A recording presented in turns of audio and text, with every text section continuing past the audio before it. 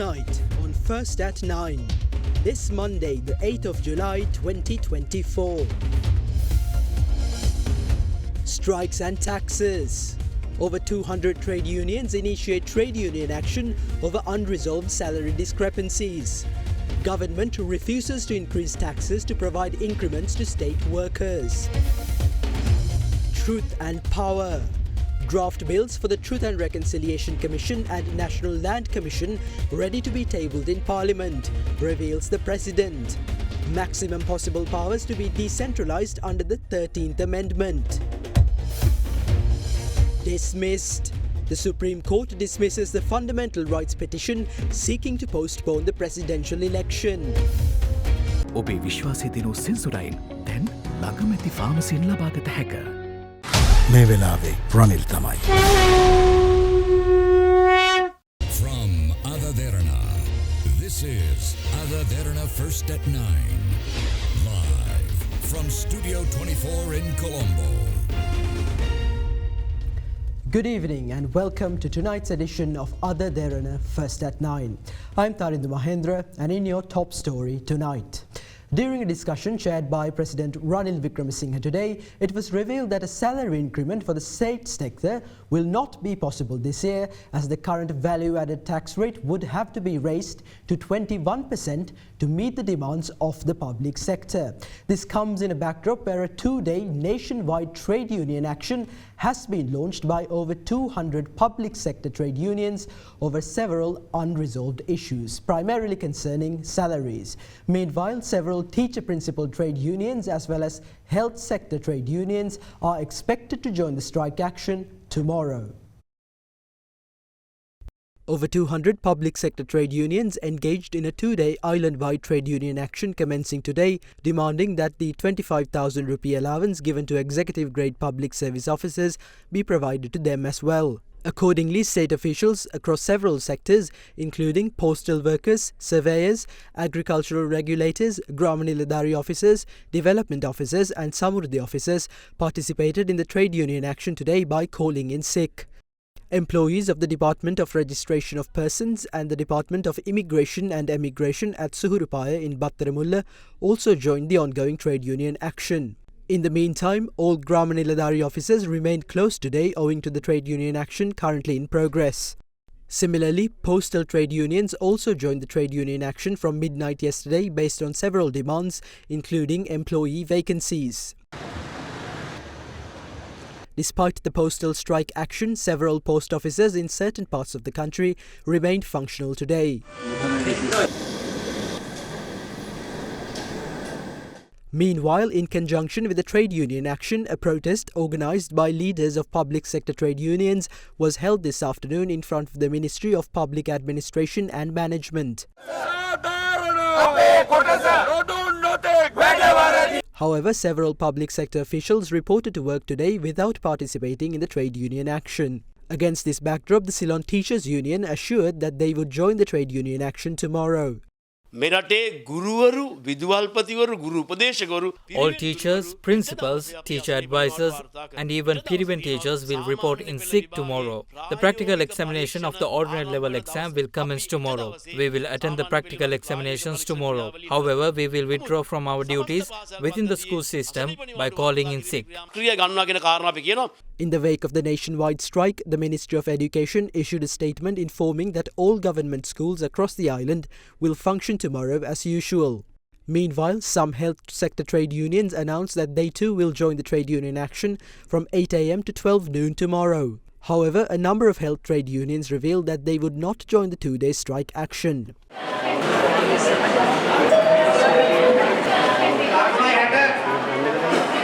Against this backdrop, State Minister of Finance Shehan Semesinghe alleged that the demands of the trade unions are politically motivated. An additional 300 billion rupees is required to provide the 20,000 rupee allowance. The amount is nearly 1% of the country's gross domestic product. Additionally, we might have to increase the current value-added tax rate from 18% to 22 to 23% to meet their demands. Also, the corporate tax, which stands at 30% presently, would have to be raised to 42%. Meanwhile, at a discussion chaired by President Ranil Wickremesinghe to address the demands of the trade unions, it was emphasized that a salary increment is not possible this year. Joining the meeting, Secretary to the Treasury Mahinda Siriwardana revealed that the current value-added tax rate would have to be raised from 18% to 20 or 21% to meet the demands of the public sector. Crunchy goodness for hunger on the go. Now, President Ranil Wickremesinghe announced that the bills for the proposed Truth, Unity and Reconciliation Commission as well as the National Land Commission are ready to be submitted to Parliament. He made this statement during his speech at the funeral of former opposition leader and Tamil National Alliance leader, the late R. Sampanthan. President Wickremesinghe also disclosed that the government has introduced a new proposal to decentralise the maximum amount of power possible within the framework of the 13th Amendment. Final rites of the late former opposition leader and leader of the Lanka Tamil Arsu Katchi R. Sampanthan were performed at the Trincomalee Hindu Cemetery yesterday afternoon. President Ranil Wickremesinghe was among the many who attended the funeral to pay their final respects to the late leader. In 1977, Sampanthan and I entered Parliament as new MPs. Subsequently, he served as the leader of the opposition. During his tenure, he demonstrated commendable character by addressing not only the issues faced by the Tamil people, but also those affecting all Sri Lankans in his role as leader of the opposition. He truly embodied the essence of an opposition leader. A true opposition leader is an alternative prime minister. Both of us were committed to finding solutions to these issues within a united Sri Lanka. However, these negotiations were interrupted as I prioritized leading the country out of bankruptcy in recent months. I had hoped to resume these discussions during this parliamentary week, but unfortunately he passed away before that opportunity arose. Nonetheless, it is imperative that we continue these discussions and bring them to a conclusion. The draft of the National Land Commission Bill is now ready to be tabled in Parliament. There are unresolved issues between the Sinhala, Tamil and Muslim communities and the Forest Department regarding the acquisition of their villages. I intend to empower this commission to address these issues through legislation. The necessity of conducting provincial council elections has been expressed. However, it has been decided to prioritize the presidential election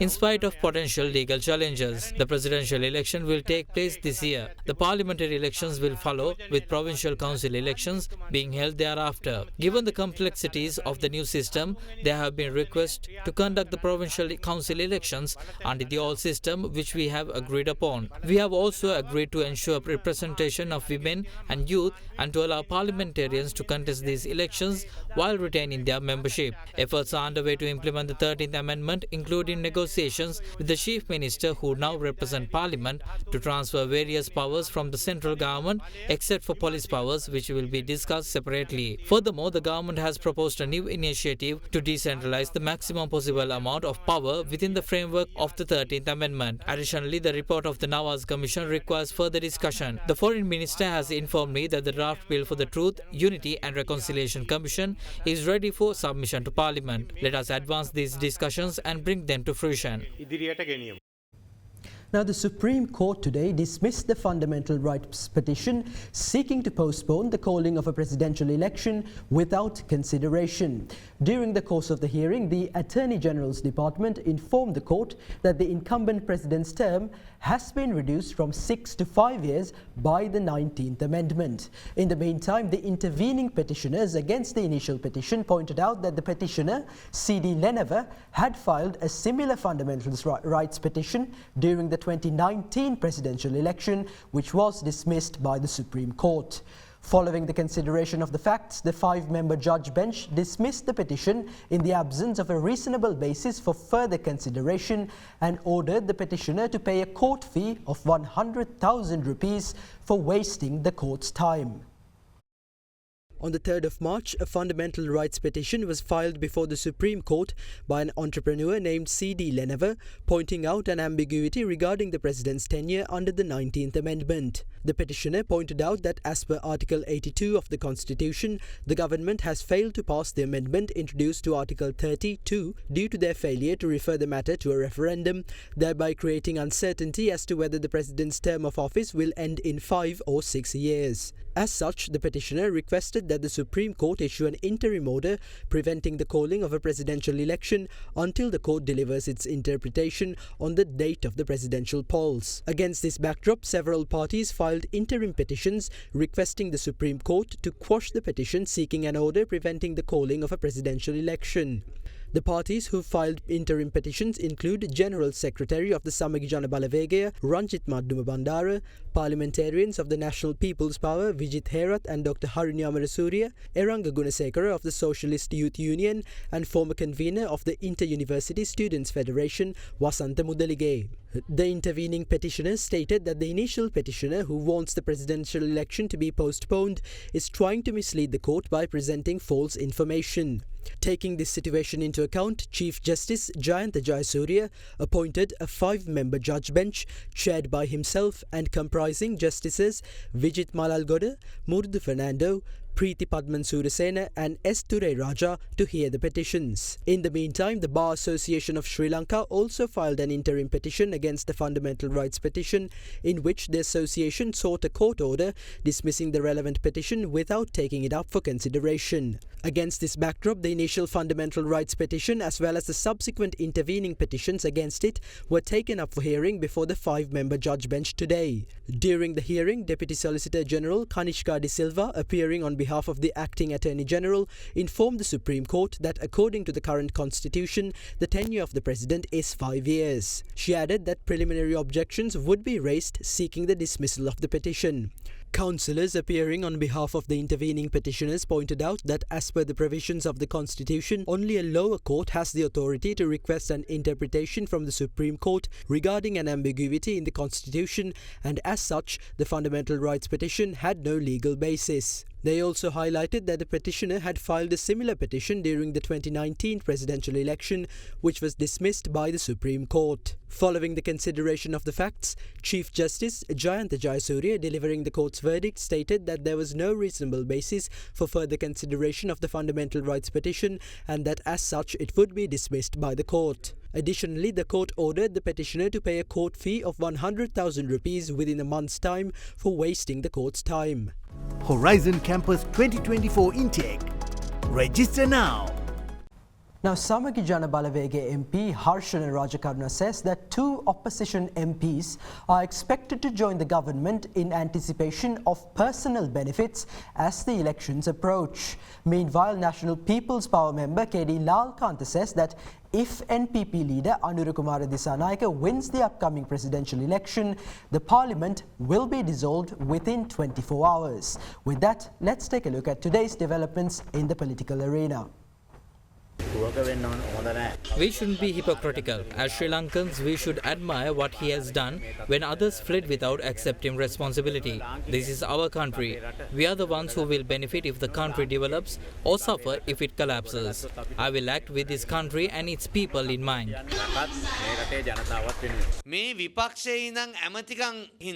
There are 1 or 2 people in the opposition who are waiting to join the government for personal benefits and ministerial posts. One is from Gampaha and the other is from Kalutara. The people of this country are watching these individuals engage in political opportunism.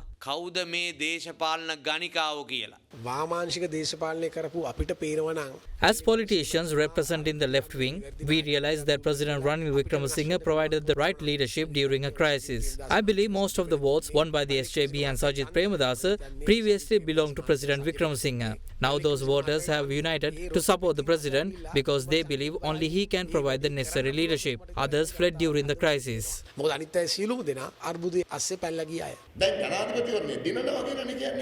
Everyone acknowledges that Anurukumara Dissanayake is likely to win the election. This has left others distressed. That is why we always say after Anurukumara Dissanayake becomes president, we will dissolve the parliament within 24 hours. Now, the Department of Meteorology forecasts that heavy downpours are anticipated to continue tomorrow in the southwestern part of the island. Accordingly, heavy rain showers of above 100 millimeters are expected to occur in certain parts in the western, Sabaragamuwa and northwestern provinces and in the Kandy, Nuwara Eliya, Galle and Matara districts. The Met Department also forecasts that strong winds of about 40 to 50 kilometers per hour will occur over the western slopes of the Central Hills, the northern and north central and northwestern provinces, and in the Trincomalee, Hambantota and Monaragala districts. As a result, the Met Department requests the public to remain vigilant to avoid damages caused by strong winds and lightning during the heavy rains.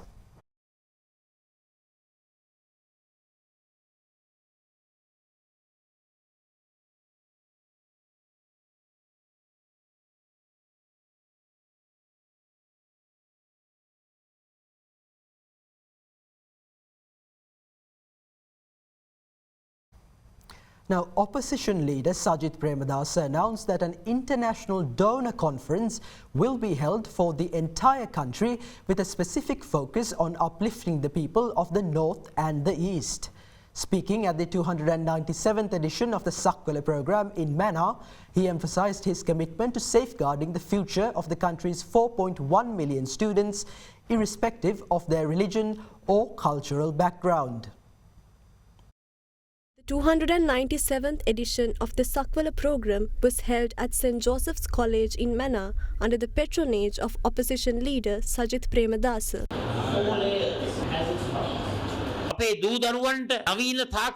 Our children should have a thorough understanding of modern technologies and skills. Before the end of this year, an international donor conference will be held focused on uplifting the lives of the people of the northern and eastern provinces who suffered during the civil war. We will also unite every province of this country and protect the present and future of the 4.1 million students of this country regardless of their race, religion or caste.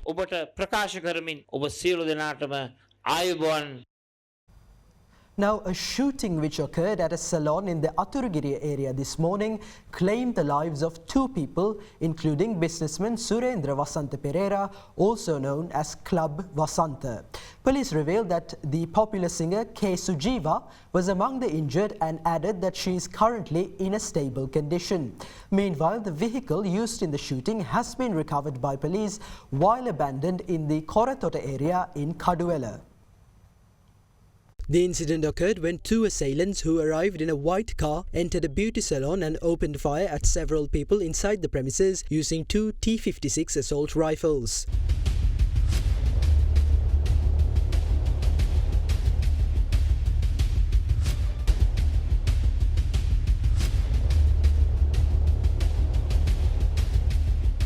The shooting took place this morning during the opening ceremony of the salon in question, located near the Aturugiri clock tower. Following the shooting, one person was confirmed dead, while 5 others who were critically injured were rushed to the Homagama hospital. Hospital sources revealed that the deceased individual was 55-year-old businessman Surendra Vasanta Pereira, also known as Club Vasanta. Later in the afternoon, police confirmed that another person was reported dead upon admission to the hospital, bringing the death toll from the incident to 2. Meanwhile, police reports further revealed that popular singer K. Sujiva was also among the injured. The singer and another person who sustained serious injuries from the waist down were transferred to the Colombo National Hospital this afternoon. Later this evening, hospital sources revealed that despite the seriousness of the singer's injuries, her condition is stable. Meanwhile, following investigations, police revealed that the shooting was executed in an attempt to murder Surendra Vasanta Pereira, alias Club Vasanta. Police said that the car used by the suspects to carry out the shooting was later found abandoned in Koratota Kaduwela, while CCTV footage showed the suspects leaving the car on the roadside and fleeing in a van. 6 police teams have been deployed to arrest the suspects. Join us on the other side for the latest from the world of business.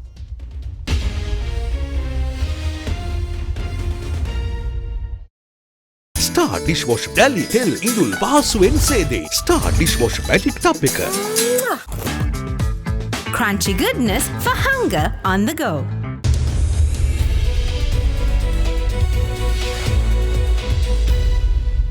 Welcome back. Now, the Central Bank of Sri Lanka has extended the deadline for updating existing depositors' unique identification numbers in all licensed banks and finance companies to December 31st, 2024.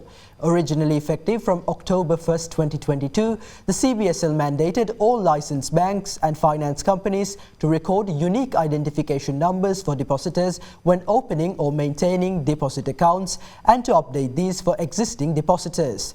Citizens of Sri Lanka, Sri Lankans residing abroad, non-Sri Lankan residents and minor depositors must present either their national identity card and NIC number, foreign passport and passport number or birth certificate for account maintenance.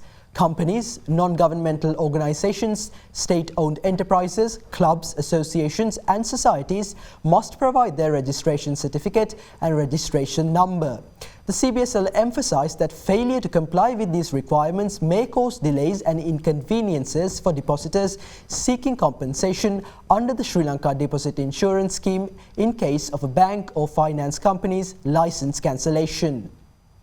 Now, the Colombo Bourse closed in red today, dragged down by price losses in the banking, diversified financials and capital goods sectors. The CSE All-Share Index settled at 11,841 points after falling 0.88%, while the S&P SL 20 also fell 1.04% to close at 3,469 points. Turnover crossed 657 million rupees compared to 472 million rupees in the previous session. High net worth and institutional investor participation were noted in Heymas Holdings and Sampath Bank. Mixed interest was observed in Valuable One, LOLC Finance and Dipped Products, while retail interest was noted in Industrial Asphalts, Browns Investment and SMB Leasing. Foreign investors remained active, closing at net buyers.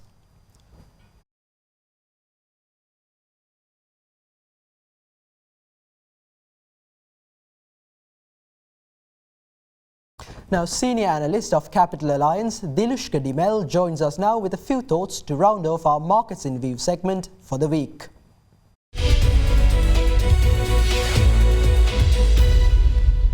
During the trading week ended 5th July 2024, the benchmark ASPI further declined to 11,947, down 1.62% compared to the previous trading week. The ASPI dipped below the 12,000 mark for the first time after April 2024, ending the week on a subdued note. The S&P 20 also followed this trend, declining by 2.31% to settle at 3,506. The total market turnover for the week was recorded at 6.5 billion rupees, a 37.5% decline compared to the previous week, with reduced participation from the market participants. Moving on to last week's Treasury bill auction, 190 billion rupees worth of Treasury bills were offered, while only 176 billion bills were accepted at the auction, and yields remained constant for all three Treasury bills. On the international front, the S&P 500 saw a 2% increase, while the Nasdaq increased by 3.5% as US labour market data boosted expectation for interest rate cuts as early as September.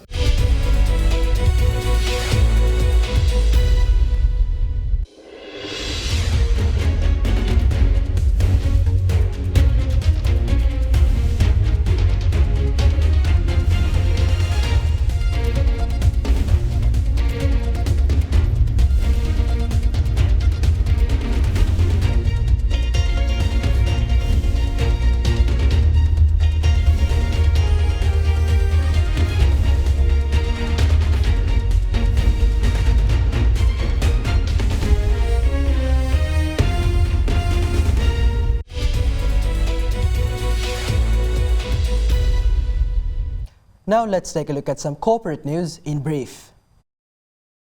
Vijay Shah, chairman of PGP Glass Salon, stated that the firm will prioritize expanding into premium export markets such as the United States, Canada, Australia and India to bolster foreign exchange earnings for both the company and the country. In the company's annual report, Shah highlighted efforts to explore new markets and launch products in premium specialty segments aimed at enhancing profitability. Sadaharita Plantations Limited, a commercial forestry management company, has partnered with agarwood growers in Malaysia to distribute its proprietary SP Tech for inoculating agarwood trees. By 2028, developments from this agreement are expected to meet up to 30% of global demand for agarwood oil. Rusi Prestonji, managing director of Abans plc, emphasized the company's focus on expanding its manufacturing capabilities. In the firm's annual report, Prestonji outlined plans to grow its retail presence and leverage digital transformation to enhance efficiency and customer engagement, aiming for sustainable growth in the future.